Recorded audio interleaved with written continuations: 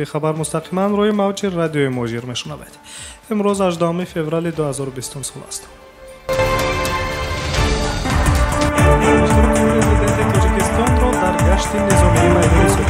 وزیر کارهای خارجه تاجیکستان سیروج‌الدین محردین در نشست مطبوعاتی تاجیکستان و جهان را در نشر این ساعت گفته می‌شود که پرزیدنت تاجیکستان امامعلی رحمان با دعوت پرزیدنت روسیه ولادیمیر پوتین به مسکو می‌رود و در روز 9 می بخشیده به 75مین سالگرد غلبه در جنگ بزرگ وطنی که در میدان سرخ مسکو گشت نظامی برگزار می‌گردد شرکت می‌کند.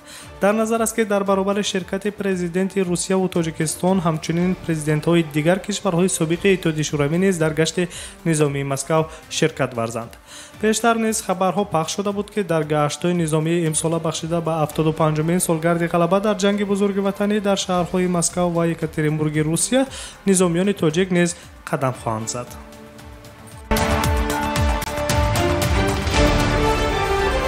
ادامه خبرهای روز را مستقیما میشنوید. دادگاه عالی гаага قرار سود مرحله اول را عاید عهده‌دار کردن روسیه درباره پرداخت نمودن 50 میلیارد دلار به سهامداران سابق شرکت یوکوس جانبداری کرد. وزارت عدلیه روسیه گفته است که از بالای این قرار به سود عالی نیدرلند شکایت خواهد برد. سود بین المللی حکمی در гаага سال 2014 بعد بررسی شکایت سهامداران سابق شرکت یوکوس قرار کرد که روسیه غیرقانونی شرکت مذکور را ملی کرده است که به سهامداران آن از این خسارت هنگفت دیدند.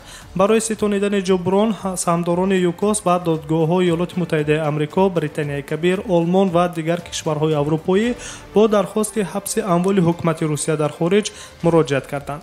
اسم مؤسس شرکت یوکوس میخائیل خودروفسکی در بین سهامداران نبود که ضد روسیه شکایت بردند.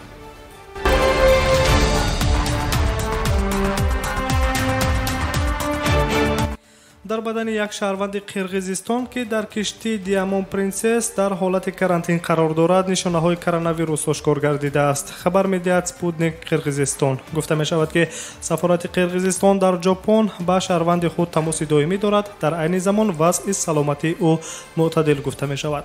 وزارت کارهای خارجه قرقیزستان نیز در اطلاعیه وضع سلامتی شهروند خود را که در داخل کشتی در ساحل‌های ژاپن تحت کرانتین قرار دارد خوب ارزیابی کرده است. قبلا سفارت روسیه در ژاپن نیز اطلاع داده بود که یک شهروند روسیه در کشتی دیامون پرنسس با کرونا ویروس گرفتار شده است. خود کشتی از 5 فوریه باز این جانب در ساحل یوگاکاما در کرانتین قرار دارد. در کشتی در مجموع 3700 نفر قرار دارند که بیش از 450 نفر آنها علاقه مبتلای این ویروس گردیدند. کرانتین در کشتی مذکور باید 19 فوریه به انجام رسد.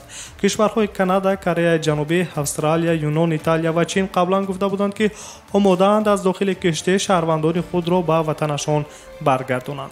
ایالات متحده آمریکا باشد 400 آمریکایی‌های خود را از کشتی بیرون آورده و با یک پرواز چارتری آنها را به آمریکا برده است.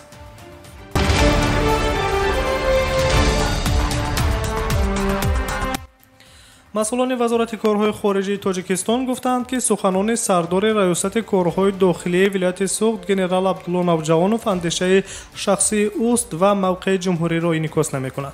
یادآور می‌شویم که قبلا سردار ریاست کارهای داخلی ولایت سوخت گنرال عبدالله نوجوانوف در نشست مطبوعاتی با خبرنگاران گفته بود که اگر تاریخ را آموخته باشد قلمرو کنونی بادکند زمین تاجیکستان بود و قرقیزها هیچگاه در آنجا زندگی نمی‌کردند. پس از اظهارات گنرال تاجیک وزارت کارهای خارجه قرقیزستان سفیر تاجیکستان در قرقیزستان نظیرمد علیزاده را دعوت کردند. وزیر کارهای خارجه تاجیکستان سیروج‌الدین محردین گفته است که موقع رسمی ما دایر به تمام مسئله‌های سرحدی در جلسه‌های کمیسی‌های بین حکومتی دو کشور بیان شده است. تنها معاون سروزیر که رئیس کمیسیای دو جانبه از جانب تاجیکستان یا وزیر کارهای خارجه حقوق دارد موقع رسمی تاجیکستان را در این مسئله بیان کند.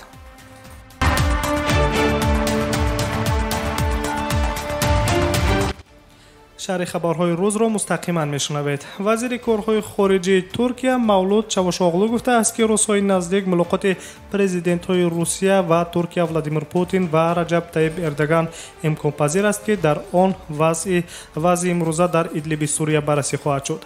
هیئت های فدراسیون روسیه و ترکیه هنگام گفت و شنیدها در مسکو اومید به برقرار کردن آتش بس متقابله، برگشتن به شرط های меремендуми сочи ва инчунин назорати муштарак мубодилаи афкор мекунанд.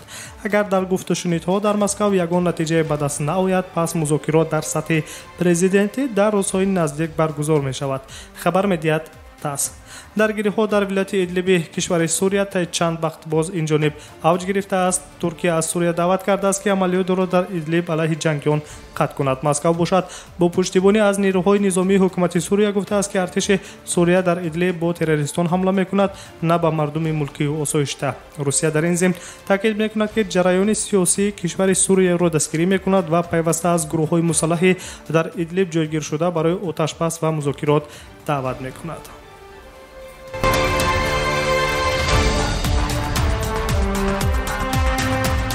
кароматулло ҷабборов шаҳрванди тоҷикистонро ки дар дохили метрои Москав дар мавзӯи коронавирус саҳнасозии худ пранк карда ва навори онро дар шабакаҳои иҷтимоӣ гузошта буд 7 соли зиндон интизор аст.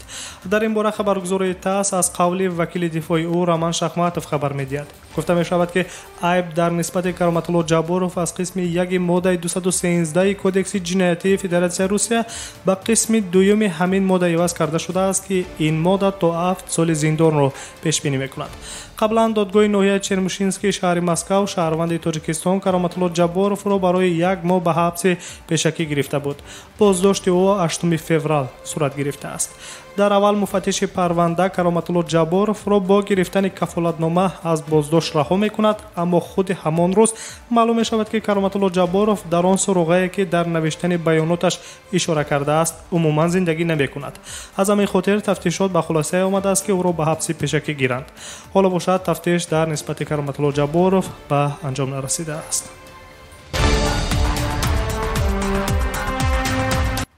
шунавандагони азиз, як эълон низ дорем. шоми ҷумъа 21 феврал соати 18 ба вақти Москав дар студияи марказии радиои Муҷир пахши мустақими барномаи ҳуқуқи шумо бо иштироки ҳуқуқшиносони соҳаи муҳоҷират доир мегардад.